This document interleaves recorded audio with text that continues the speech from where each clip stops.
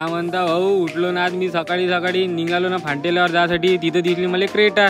समोर गेलो माझे मित्रमंडळी होते त्याची घेतली भेट. तिथून निघालो सम्याच्या घरी गेलो. सम्या गपगप जेवण करू राहिला तर म्हटलं सम्या चाल तू वावरात आज आपल्याला शेतकरी बनायचं आहे म्हटलं.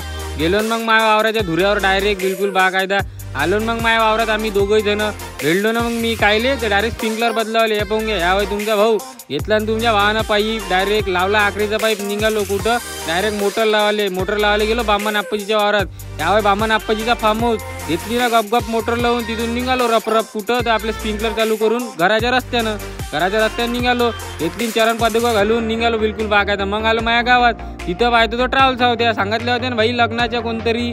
तिथून निघालो मग रूट जास्त गिरले कायसाठी तर पाईप आणाले. बबलू पवारच्या वावरात पाईप आणायला जायचं होतं. अशीच काय ना स्प्रिंकलर सांगितले होते. मला ठीक आहे घेतले ना स्प्रिंकलर.